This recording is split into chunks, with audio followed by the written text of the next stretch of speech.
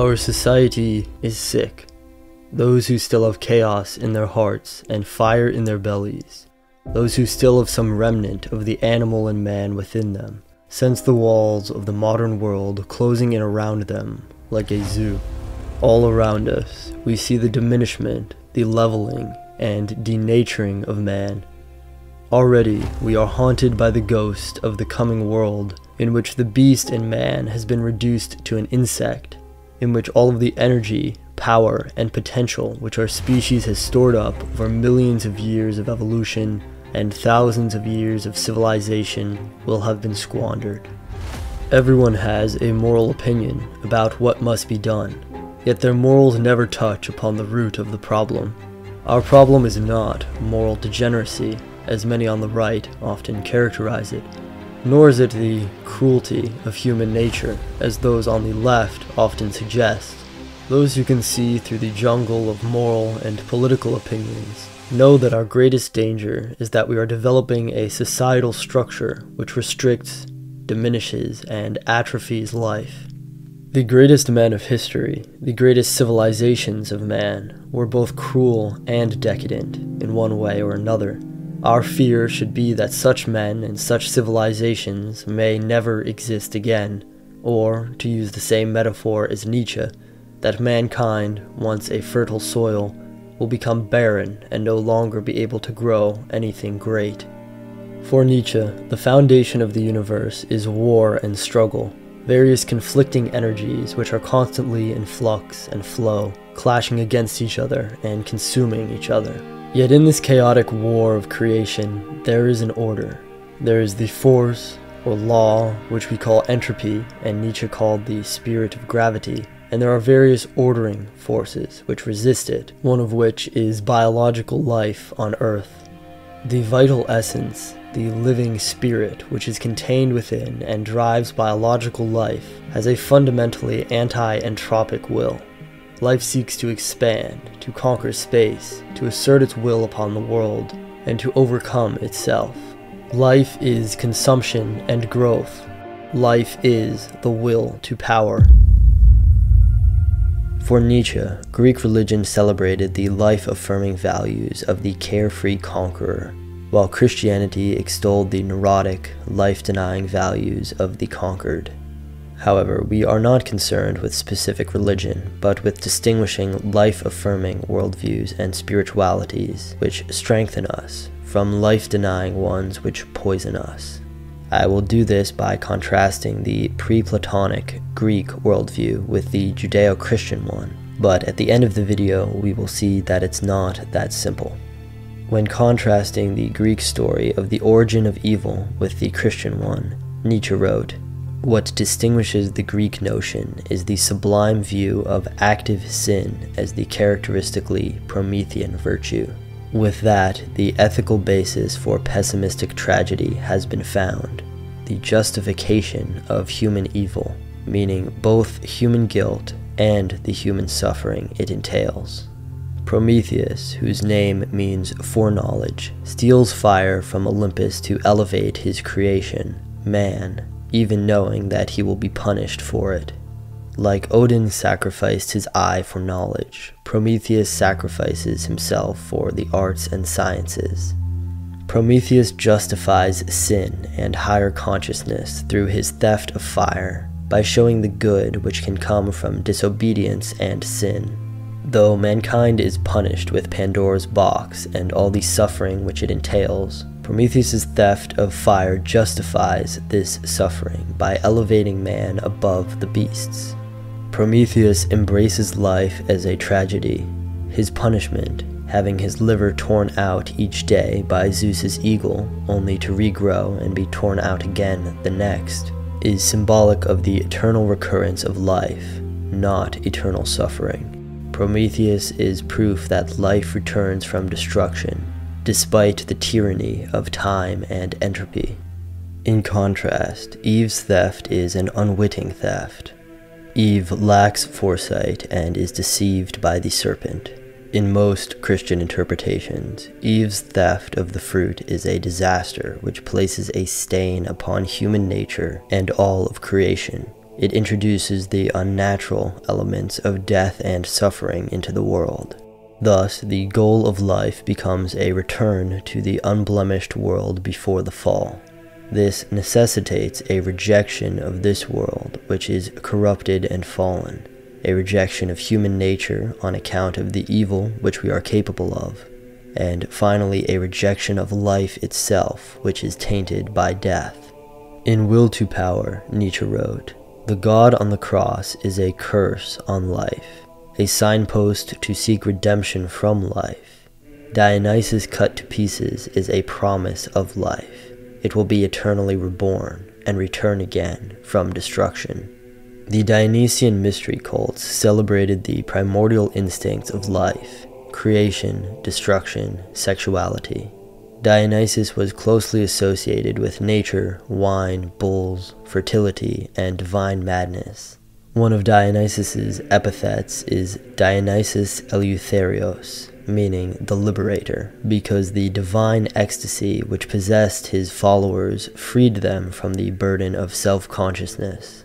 Dionysus and his wine bring a reanimalization of man and a return to nature, freedom from consciousness and civilization, a return to the primal origins of life. At the center of the Dionysian cults was the mystery of rebirth through death. Infant Dionysus was torn to pieces by the Titans, but he was born again in various ways according to the differing accounts. This gives him his epithet Dimator, meaning twice born. Dionysus represents life's eternal return from destruction. It is this theme of rebirth which connects Dionysus's associations with sexuality, nature, and death, since reproduction is nature's solution to death. Thematically and symbolically, Christ is quite similar to Dionysus, but Nietzsche believed that this parallel revealed the fundamental difference in the pagan and Christian worldviews. While Dionysus celebrated the chaotic forces of creation and destruction inherent in nature, Christ points to salvation in another world. Christ also promises life through death, but Christ's life is not the reincarnation of life in each generation, but the eternal life of the immortal soul in heaven. Thus, Christ judges both the world and human nature as evil and corrupt because of the existence of suffering, death, and evil, and promises salvation from this world in a final victory over death and evil, which will rid the world of suffering and transform the fundamental character of man and the earth, making them good, or in other words, nullifying them. However, while Christianity as a whole has tended towards the denial of this world, it is not quite so simple. Nietzsche believed that the origins of the life-denying values and metaphysics found in most versions of Christianity began with Plato. This might seem odd if you haven't studied early Christian theology, but the early church fathers, while rejecting Greek paganism, embraced Platonism as the foundation of their Christian worldview, since it fit so perfectly. Therefore, according to Nietzsche, Christianity's life-denying worldview also began with the Greeks. Further, some scholars argue that the Gospels, especially John, were written with a literary awareness of Euripides' play, the Bacchae, which was widely popular in the Greek-speaking world at the time. The bread, wine, flesh, and blood symbolism of the Last Supper certainly echoes what we know of the Dionysian cults. Early church fathers, like Clement, were well aware of the similarities between the stories of Dionysus and Christ, and there is even a Christian Byzantine poem, Christus Patiens, made out of fragments from Euripides. Thus we can see that some interpretations of Christianity appear more like a continuation of the essence of the Dionysian mysteries, rather than a rejection of the Greek pagan worldview. The important distinction is not Christian and pagan, but life-affirming and life-denying. Early Arthurian literature is an example of a life-affirming Christian ethic. It celebrates beauty, strength, nobility, and heroic virtue, and has a mystical view of nature, with God being the animating life force of the world, rather than a being outside and beyond nature. However, once the priests got a hold of it, the ethic of the text began to shift away from a heroic one to a moral one, in which the most heroic characters were made to renounce themselves as evil for their earlier conquests in war and courtly love. Life-denying worldviews with priestly, moral ethics arise from sick peoples who are physiologically and spiritually exhausted. They shrink from life and judge it to be corrupted, while they are in fact the corrupted ones. Priestly spiritualities seek to make the world moral, to make it palatable for their weak spirits. Since nature has rejected them as failures, they reject the world as immoral. The world is in the wrong, not I, they say. In contrast, life-affirming worldviews with heroic ethics arise from healthy peoples who believe that life, though fundamentally tragic, is also beautiful. Heroic spiritualities are founded on the principle of contending with the world and engaging violently and playfully with the game of life, which includes both creation and destruction, life and death. The world is struggle, and strong, healthy spirits embrace this struggle. It is absolutely vital that you cultivate a life-affirming worldview and heroic ethic within your heart. Nietzsche sought to revive the pagan spirit, to go beyond the political and beyond the moral, by allying oneself with the impulse in life which reaches towards the heights. In his ideas of the will to power, the eternal recurrence, and the spirit of gravity, Nietzsche hits upon three fundamental metaphysical principles of pre-Platonic Hellenic paganism. As Heraclitus writes, all is flux. This is the fundamental pagan metaphysic and the basis of Nietzsche's will to power. The world is, most fundamentally, contending energies vying for power. The world is an endless cycle of creation and destruction, the lion eating the lamb, one planet consuming another. This means that all things, including time, are cyclical. Just as the world was born out of the subjugation of the primordial forces of chaos, these forces will one day return to destroy the world. Skull will consume the sun. But after Ragnarok, the world will be reborn again. Everything, including the soul or life force of a person, returns eternally. This conception of the universe completely refutes progressivism because there can be no progress in a cyclical world. The world tends towards chaos, disease, disorder. There is a powerful force in the world, call it entropy or the spirit of gravity, which aims to pull all things down, to level everything. But there is also a force in nature, something within life, which aims at the opposite, which aims at the heights, at the creation of something powerful, strong, and beautiful. This impulse is the will to power, and it finds its highest expression in the Greek gods and heroes. The fundamental metaphysic of the pagan universe is struggle, or in other words, war, but not the industrial wars of the 20th century, heroic war, powerful warrior kings contending with each other to be the best. Such war is an allegory for the divine drama of life in which nature's highest types are sacrificed.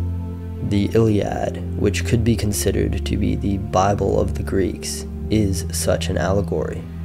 In the tragic worldview, man is bound by fate, human nature, and the divine order of the world.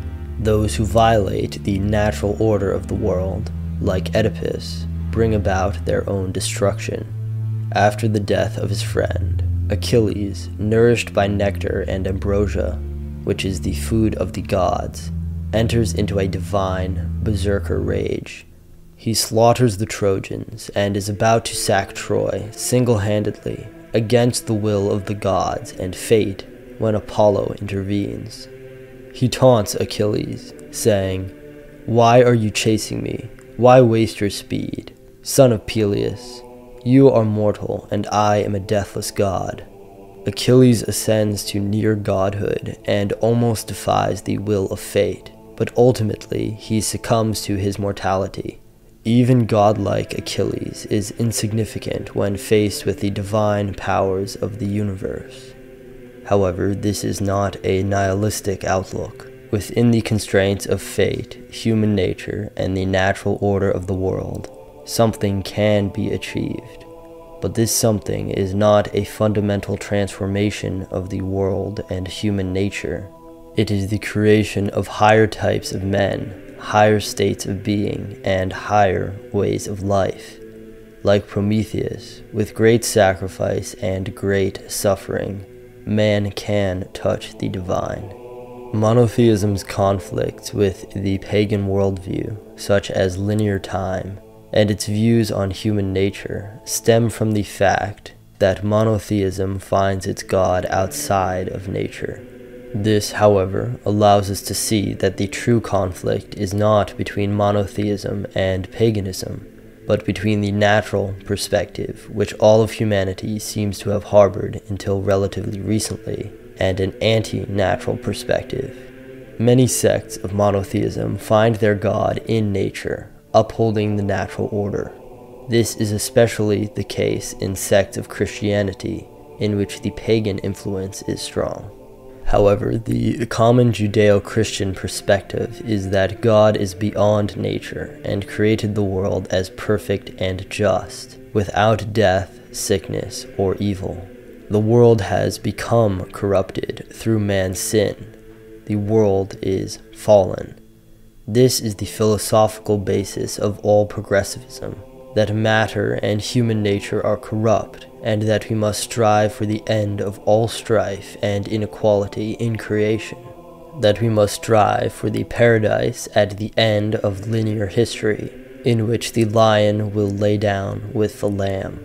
From this perspective, the natural order of the world is corrupt, not sacred, and we must work to progress towards the kingdom of heaven, whose advent brings a total destruction and even inversion of the natural order and of human nature.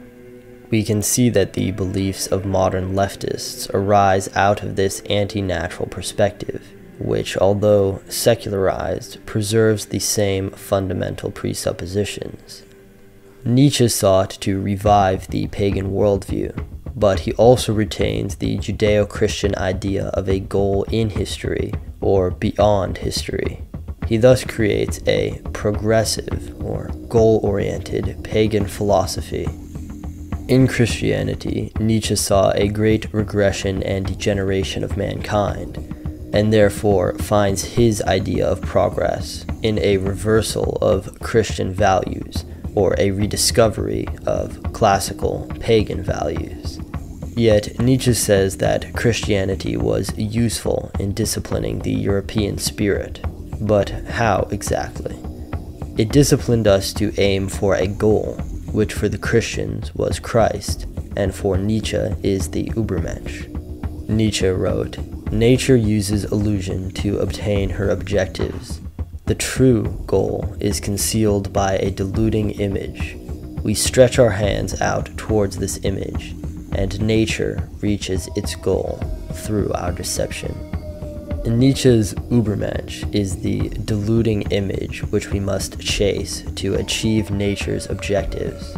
The true goal, a creature of beauty, power, and supreme health, a Superman like blazing Achilles. To those who are still undomesticated and unbroken, those who still hear the whispers of nature, the Superman comes like a dream just beyond memory. A fleeting thought, a glimpse of something magnificent, a feeling of power.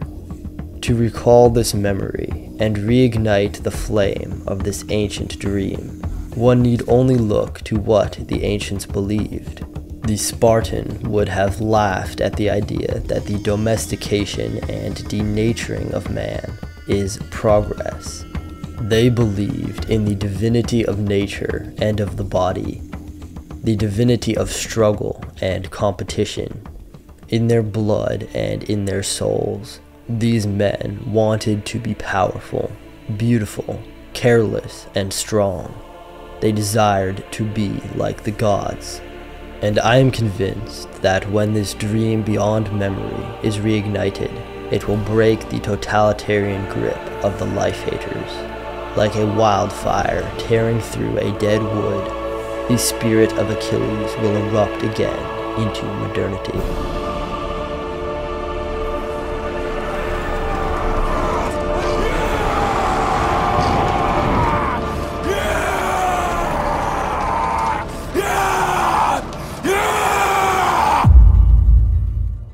Imagine the Spartan hoplites in blazing armor, running at full speed towards the enemy, spear and shield in hand, muscles gleaming under the sun.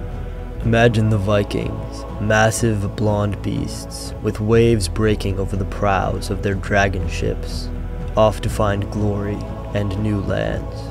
Imagine the medieval knights in their shining armor atop massive battle horses, clad in bright reds and greens, streaking like comets over the green fields. In Eschenbach's Parsifal, when young Parsifal sees a knight for the first time, he thinks he sees an angel. And indeed, these men must have seemed like supermen, demigods among mortals. It sometimes comes as a shock to me when I realize that such men really did exist, and could, perhaps again. The makings of such men might be among you, or among your sons and grandsons.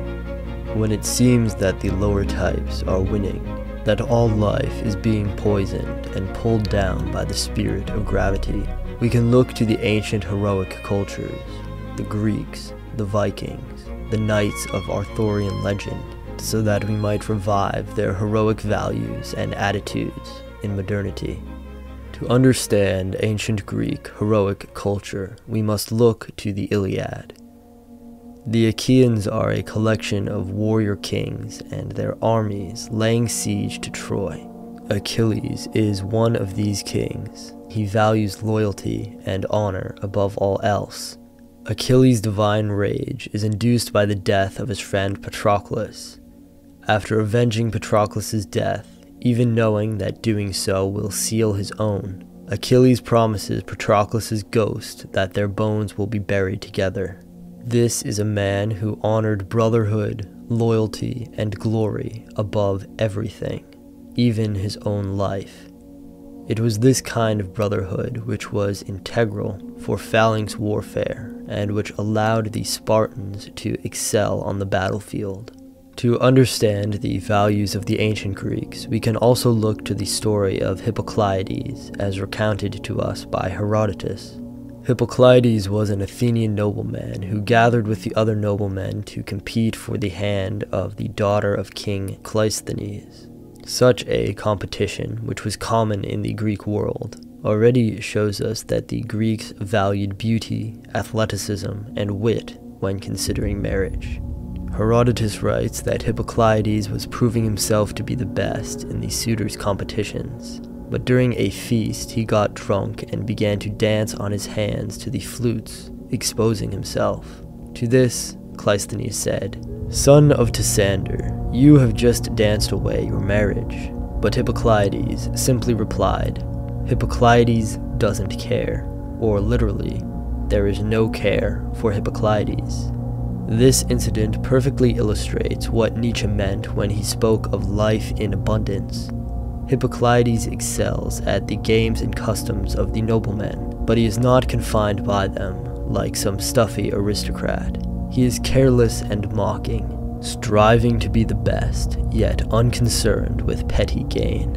The Norse, like the Greeks, were a heroic, seafaring people with a thirst for adventure and glory. The Vikings were a caste of warrior noblemen. The Norse didn't send the common people to war, but rather the most noble, showing their willingness to sacrifice the best and strongest among them. This again is a sign of life in abundance. The Vikings shared a similar heroic ethic to the Greeks. They valued honor, freedom, loyalty, and beauty. But what stood out about the Vikings was their carelessness and humor in the face of death. In the Volsunga saga, Ragnar is captured by the English king Aelle and thrown into a snake pit. Ragnar says to Aelle, "The young pigs would squeal if they knew the state of the old boar." This is both a humorous remark and a threat about the vengeance of his sons, who indeed would return to avenge his death. And in the Krakumal, the supposed death song of Ragnar, his final words are, "Death is not to be feared. I wish to make an end. The Disir are welcoming me home, the ones Odin has sent me from Valhall. I shall gladly drink ale with the gods in the high seat. Hopes of life are past. I shall die laughing.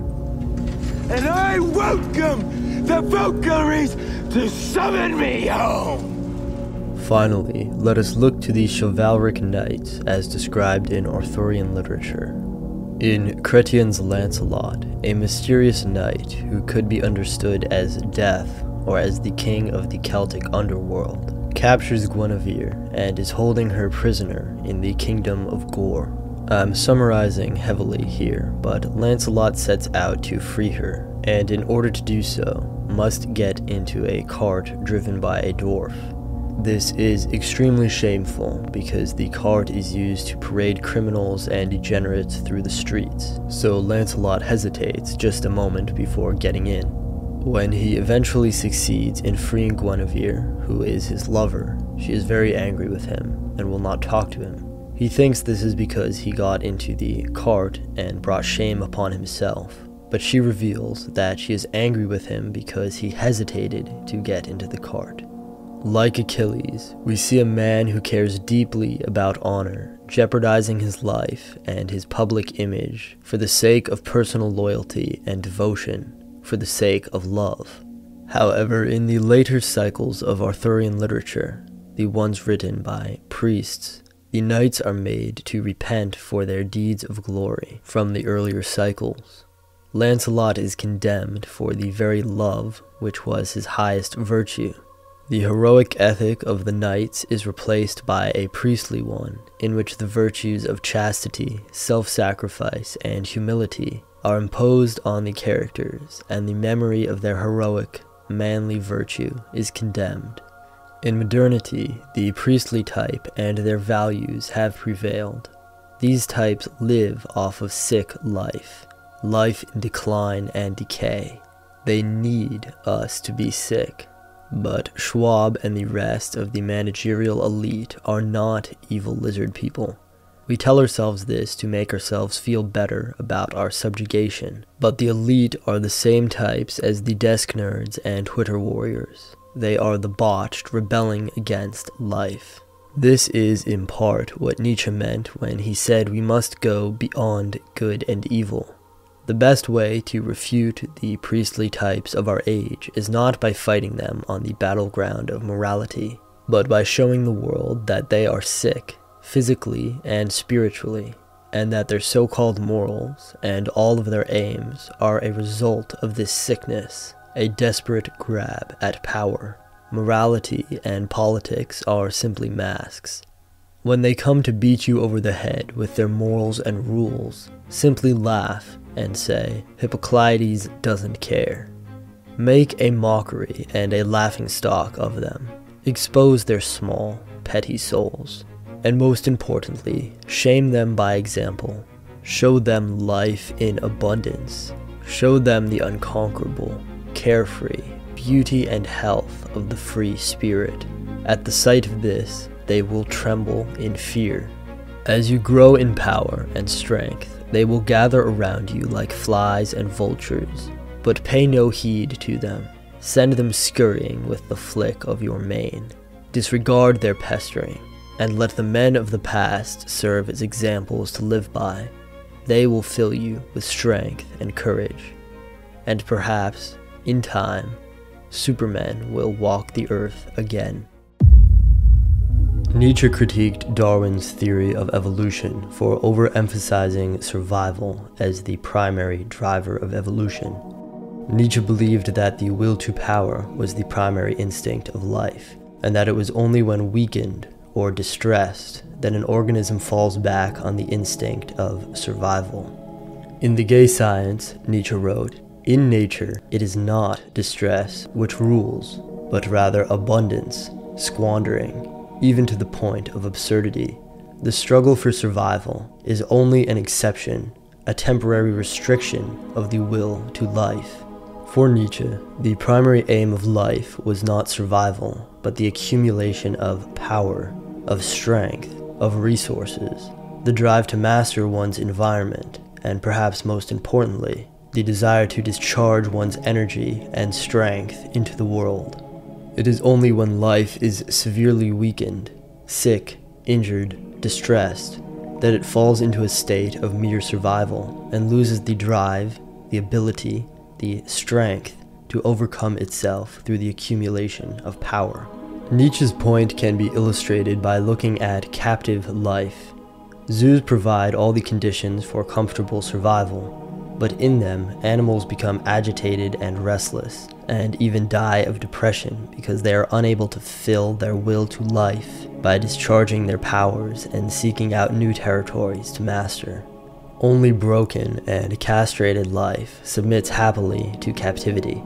Nietzsche also critiqued the idea that evolution always leads to the improvement of a species, and that nature selects the fittest, in other words, the healthiest and strongest specimens of a species. He wrote, "Species do not grow more perfect. The weaker dominate the strong, again and again. The reason being that they are the great majority, and they are also cleverer. The strong are always fewer than the weak, and the resources required for their survival greater. The most powerful, magnificent creatures of history are more likely to have gone extinct because although they are strong, the consumption and expenditure of energy required for their existence is immense. The great beasts of prey of our time face extinction, while rodents, insects, and microorganisms would remain on the earth even in the event of a mass extinction, such as the one which is supposed to have killed off the dinosaurs. The simplest and least complex forms of life are the fittest for survival. But Nietzsche argues that the primary instinct of life is not survival, it is the will to power. This correction of Darwin's theory of evolution, or at least the way in which it was commonly viewed in Nietzsche's time, makes it hard to speak of nature as the guiding force behind evolution. I once heard Jordan Peterson say that the best definition of nature is that which selects, referring to natural selection, of course. But this kind of language makes nature appear as some sort of divine force, akin to God, guiding evolution. Nietzsche, instead, viewed nature, as it is commonly used, as a mostly useless term because it is too general. Instead, he identified two primary forces within nature, the will to power and the spirit of gravity. The spirit of gravity is not only entropy, death, and decay. It is also the tendency of life to move towards homogenization, the survival and proliferation of small, undifferentiated life forms, like prokaryotes, because of their ability to survive in diverse and harsh conditions. But there is also an impulse within life which seeks to defy the spirit of gravity, a drive towards mastery, differentiation, power. The more of this spirit a life form has, the more alive it seems to us. Hence why plants seem less alive to us than animals, and clams and insects seem less alive to us than humans.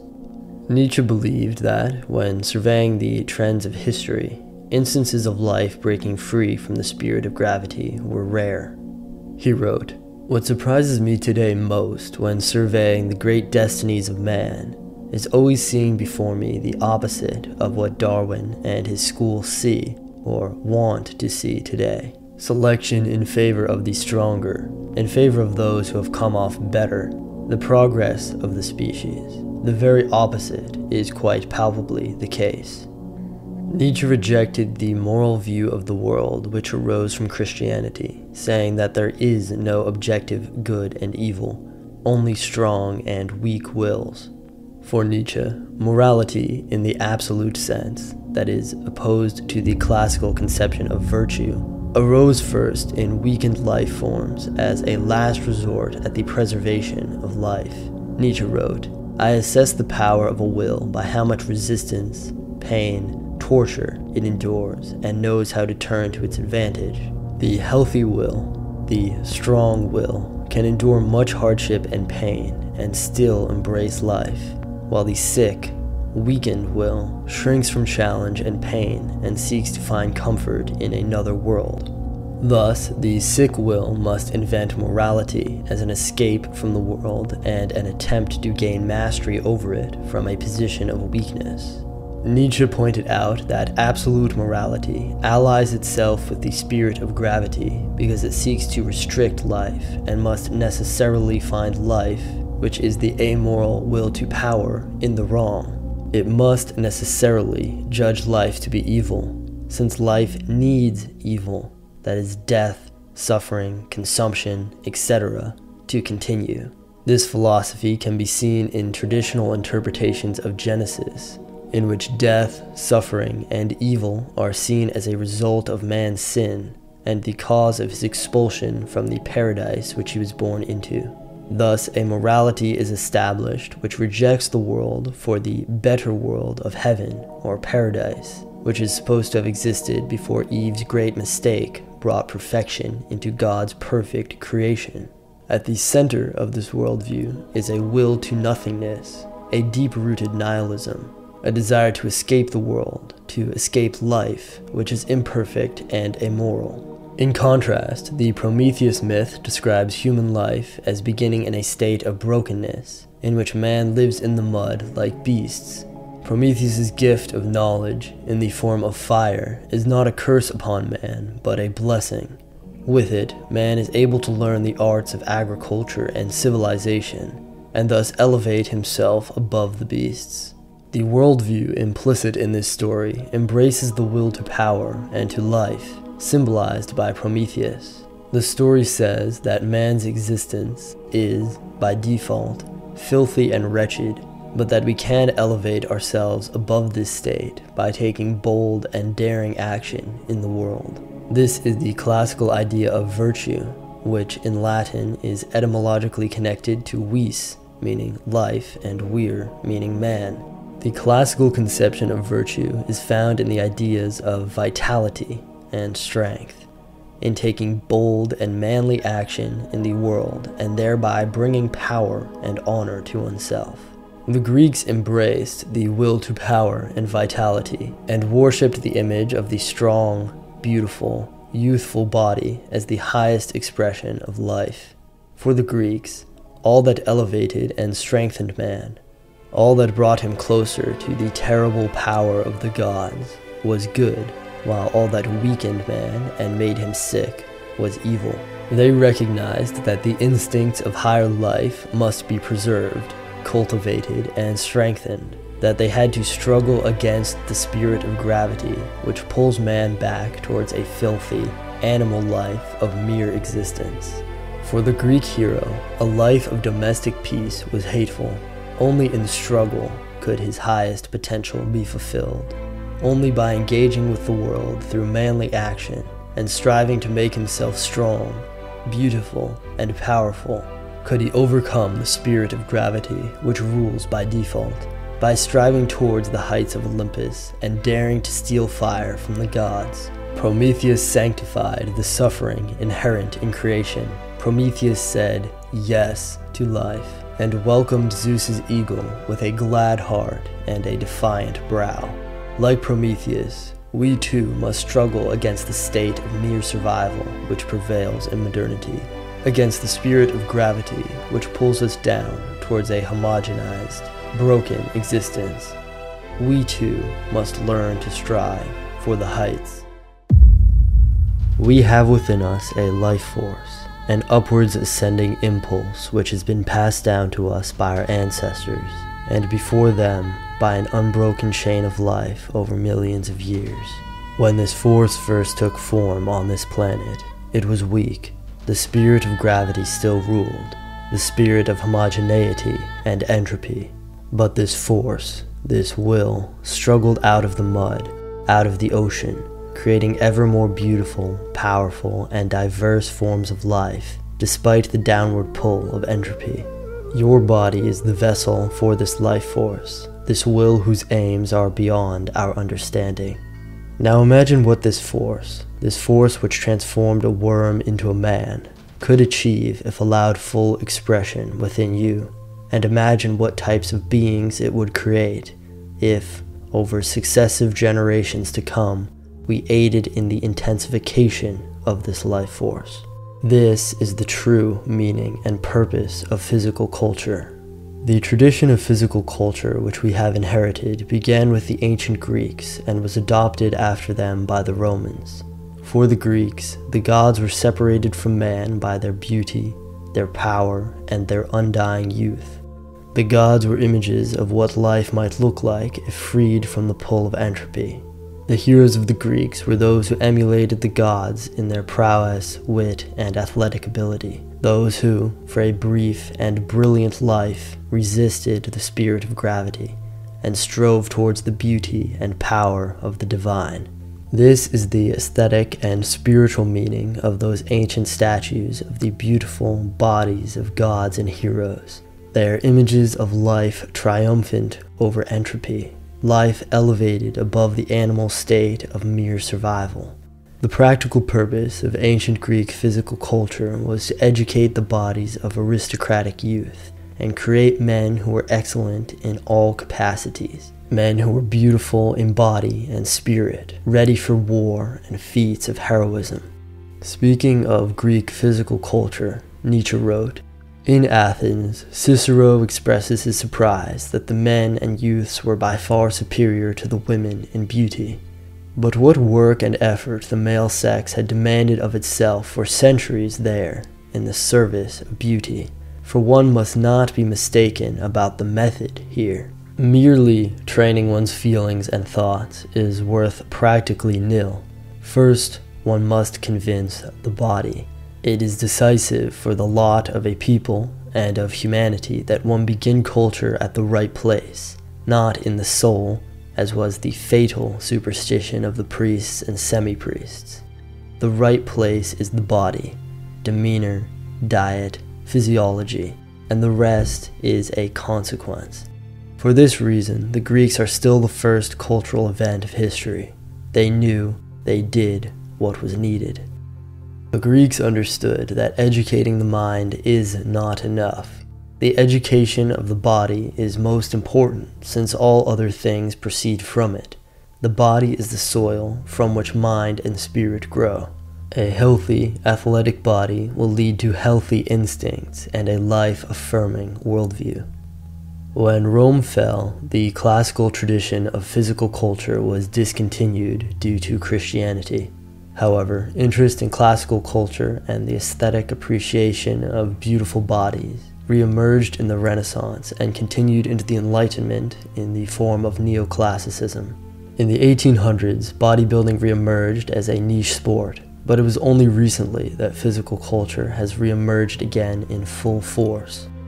This may be in part due to the internet creating a medium for beautiful bodies to be easily displayed and viewed, but I believe it is also in part a reaction against the ugliness and poor health which proliferates in modernity, an unconscious attempt to reclaim the vital spirit of the ancients.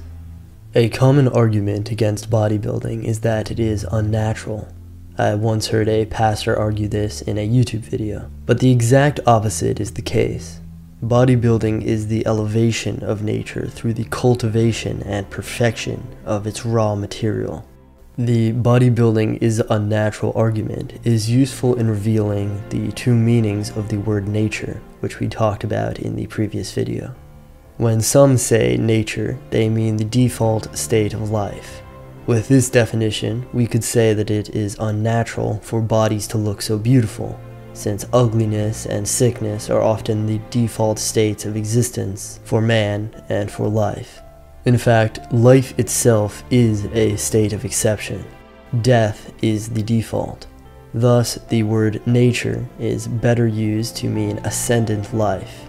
the instinct and vital spirit within biological life, which drives it to escape the state of sickness, decay, and mere survival which rules by default.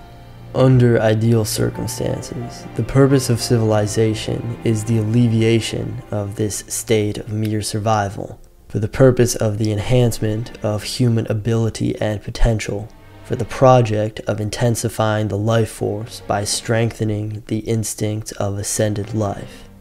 Most civilizations fall into a suffocating state which restricts life and causes it to be weakened.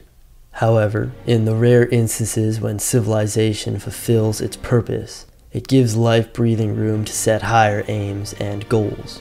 The reemergence of physical culture in the West is a fantastic sign. If one has a healthy body, a life-affirming worldview will inevitably follow. Participating in physical culture allows one to submit to the life force and allow its will to be expressed through them.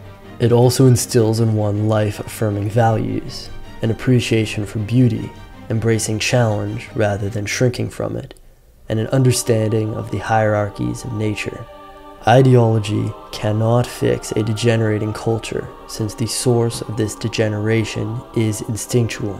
What we call degeneration is the weakening of the vital life force of a people due to a civilization which has failed to protect and strengthen it.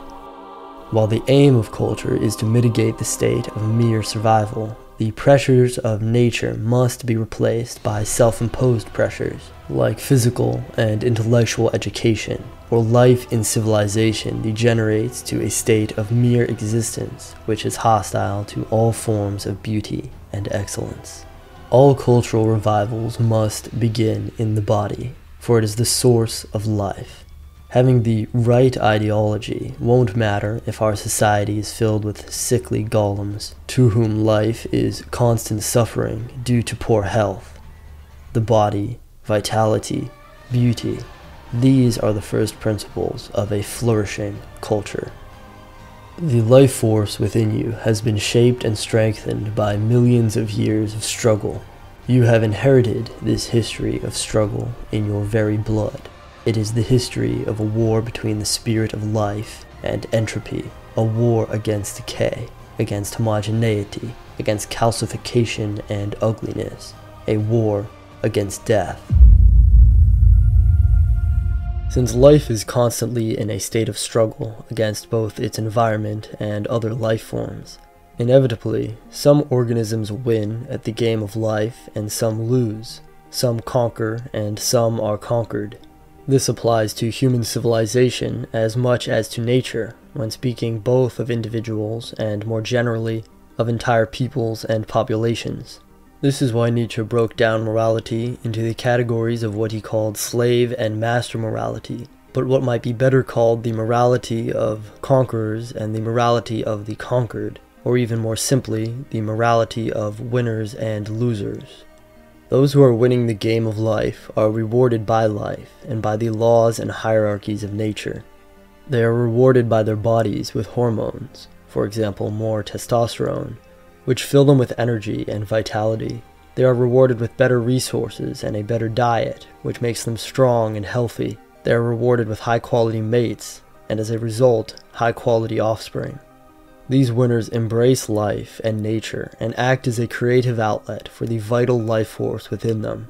They embrace the will to power, and having so much energy and vitality at their command, they are constantly thinking of ways to expend their power, to build, to conquer, to compete with each other, and to be the best, often with little regard for their own lives. They embrace struggle and challenge, since their spirit is strong enough to bear it, and they delight in danger and war. These are the types of people who have historically made up the ranks of conquering peoples and ruling castes, such as the ancient Greek, Norse, and Roman aristocracies. They valued beauty, strength, competition, all the virtues of ascendant life, of healthy life, of conquerors and winners. As I've talked about in my previous videos, the ancient Greek idea of virtue was arete, the value of being the most excellent in all capacities. The problem is that not everyone can be a winner in the game of life. Competition, which is the instinct at the core of life, creates hierarchy and inequality. Winners necessitate losers. When a people is conquered by another people, they need a new identity to preserve their collective ego, or they would lose all faith in themselves and give into nihilism.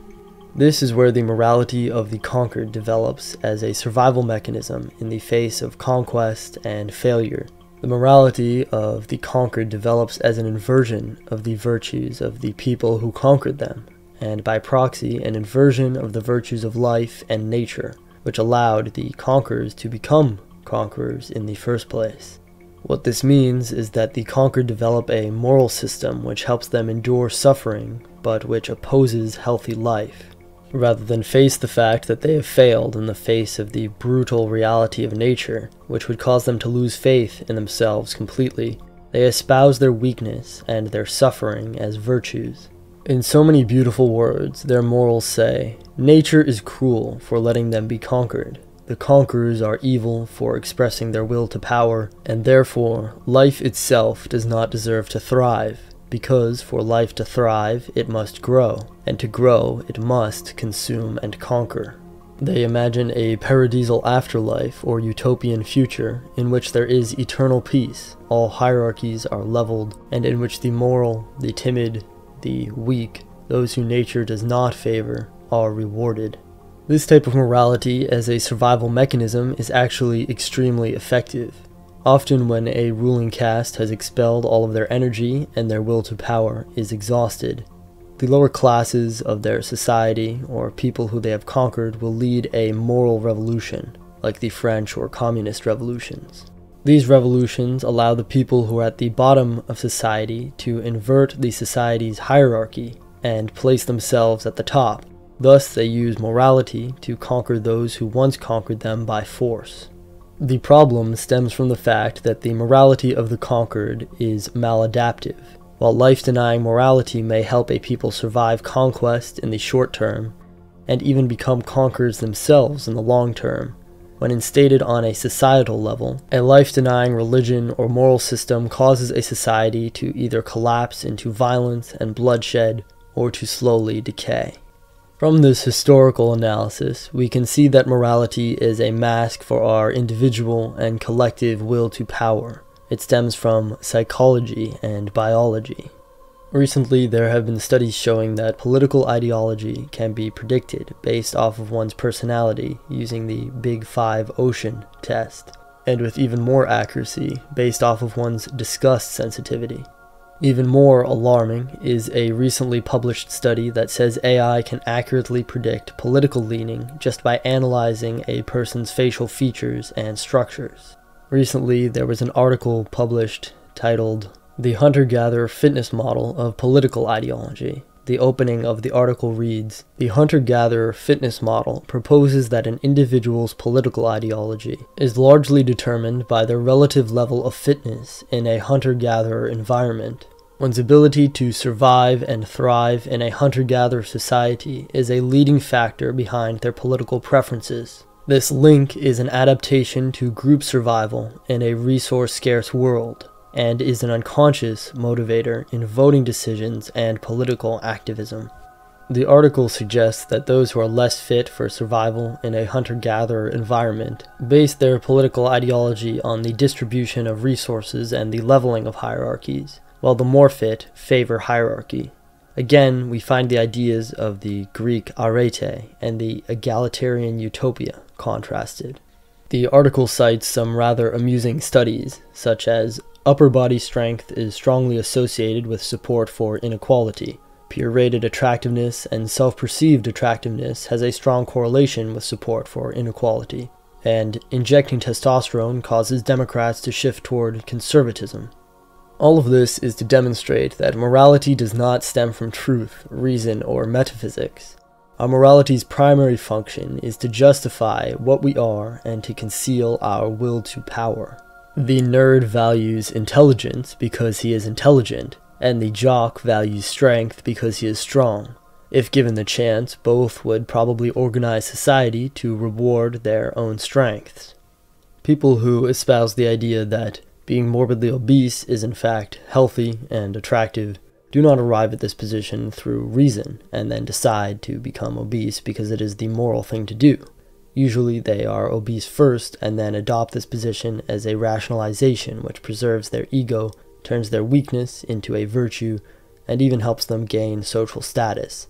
The hunter-gatherer fitness model article suggests that the stronger, more attractive, in other words, more evolutionarily fit individuals prefer competition and inequality because they know that they will perform well in such competitions and place well in nature's hierarchies. However, those who are less fit for survival are hostile towards ideas of competition and inequality, since they would not perform well in a natural landscape. Thus, they favor ideas of egalitarianism, or even an inversion of nature's hierarchies.